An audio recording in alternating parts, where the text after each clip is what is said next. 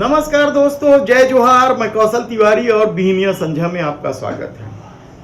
छत्तीसगढ़ में बैठी double engine की सरकार यानी विष्णुदेव साय की अदूरदर्शिता की वजह से सरकार को लगभग 4,000 करोड़ रुपए के घाटे का सौदा करना पड़ रहा है। दरअसल सरकार ने जो 3100 रुपए प्रति क्विंटल के हिसाब से धान खरीदी की है, उसमें से लगभग 40 लाख टन धान वह खुले बाजार में बेचना चाहती है, जिसकी जरूरत सरकार को नहीं है।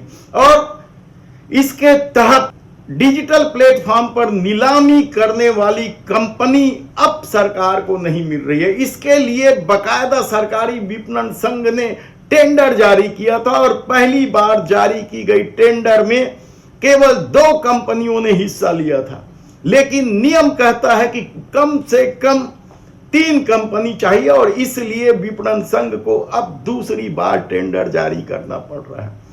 दरअसल छत्तीसगढ़ की सरकार ने किसानों से इस साल 150 लाख मीट्रिक टन धान की खरीदी की है और इसमें से 40 लाख टन एक्स्ट्रा बच रहा है और वह इसे खुले बाजार में बेचना चाहती है। लेकिन कहा जा रहा है कि खुले बाजार में जो कीमत है वह कीमत 2200-2300 प्रति क्विंटल के आसपास है और सरकार ने जो धान खरीदी है वह 3100 रुपए प्रति क्विंटल की धान के दर से खरीदी है।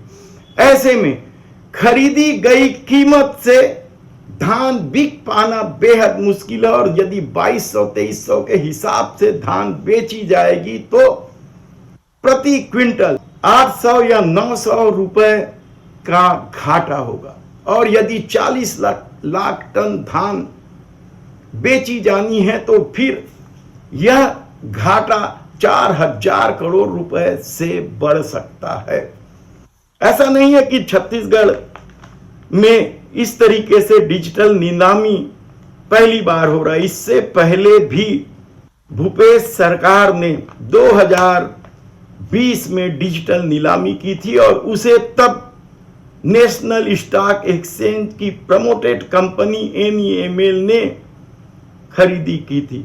देश भर में इस तरीके से दर्जन भर से अधिक कंपनियां जो डिजिटल प्लेटफॉर्म पर नीलामी में हिस्सा लेती है, लेकिन कहा जा रहा है कि इस बार छत्तीसगढ़ की सरकार ने इस तरीके से शर्तें रखी है जिसकी वजह से कंपनी हिस्सा नहीं ले रही है, जिसमें से प्रमुख रूप से यह कहा जा रहा है कि खरीदी की जो शर्तें हैं उसके मुताबिक यदि किसी कंपनी को केंद्र सरकार या कोई राज्य सरकार प्रतिबंधित किया हो तो उसे नीलामी में हिस्सा नहीं लेने दिया जाएगा, वह या फिर वह नीलामी के लिए अपात्र होगा। लेकिन इस शर्तों का छत्तीसगढ़ में उल्लंघन हो रहा है क्योंकि उड़ीसा राज्य द्वारा मक्का और धान की खरीदी में जिस कंपनी को प्रतिबंधित किया है उसे हिस्सा लेने दिया जा रहा है। लेकिन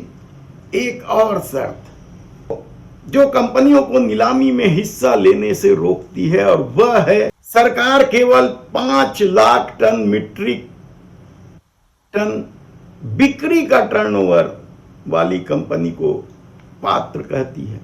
ऐसे में इस तरह की कंपनियों की संख्या बेहद कम है क्योंकि नेशनल स्टॉक एक्सचेंज ने जिन कंपनियों को डिजिटल प्लेटफॉर्म पर खरीदी करने के लिए पात्र माना है, उन कंपनियों में से अधिकतर कंपनियों के खरीदी और बिक्री का टर्नओवर नापा जाता है। लेकिन सरकार यदि सिर्फ बिक्री का टर्नओवर देखकर नीलामी में पात्रता तय की है तो आप आसानी से समझ सकते हैं कि सरकार की मंशा क्या है, किसी कंपनी को फायदा पहुंचाने की है। ऐसे में सवाल तो यह है कि यदि कंपनी मिल भी गई तो 3100 रुपए में कौन कंपनी धान खरीदेगा और ऐसे में तय है कि छत्तीसगढ़ सरकार को लगभग 3,000 करोड़ से लेकर 4,000 करोड़ तक का घाटा होगा। धन्यवाद।